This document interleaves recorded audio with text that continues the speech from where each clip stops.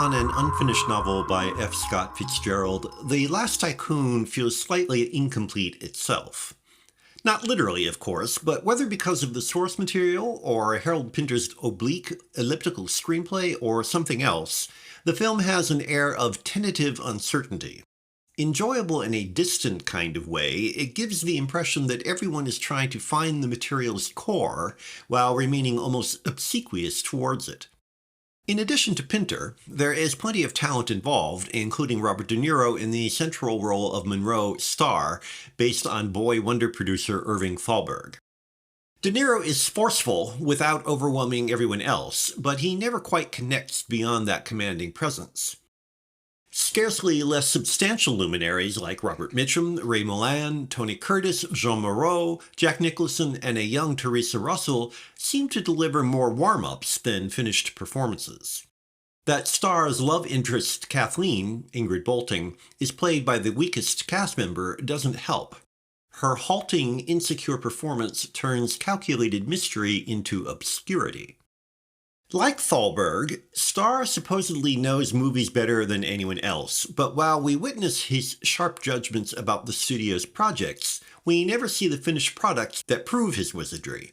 In fact, the pastiches of 30s films that Pinter and director Elia Kazan include are oddly tepid, with none of the tight execution that was Hollywood's mark of distinction. Maybe the lackluster excerpts were included for us to understand Starr's criticism, but if so, they do nothing to confirm his genius for results. Kazan deserves credit for restraining the overwrought emotionalism typical of most of his work, but he turns the volume down so low that even when Kathleen says yes, there's little sense of satisfaction. The pivotal lovemaking sequence is so understated it is as if both characters aren't sure how to do it. The sequence is central to the story because Starr's obsession with Kathleen distracts him from his work and leads to a disastrous confrontation with a union organizer, Nicholson, that is used as grounds for taking studio control away from him. Nonetheless, at more than 20 minutes, that is roughly a sixth of the total running time, the sequence goes on too long to demonstrate much beyond moonstruck sensitivity. It certainly does nothing to help us understand Kathleen as anything more than a bundle of confusion.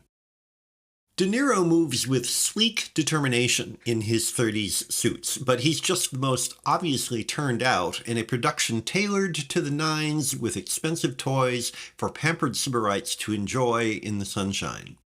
Like other Sam Spiegel productions, Tycoon looks great, and aside from Maurice Jarre's repetitive score, you can't fault it technically. The earthquake that initiates the story is particularly effective. It is unfair to say the filmmakers expect that gloss to compensate for thematic vacuity, but it does seem as if the physical production is the only thing that is fully realized.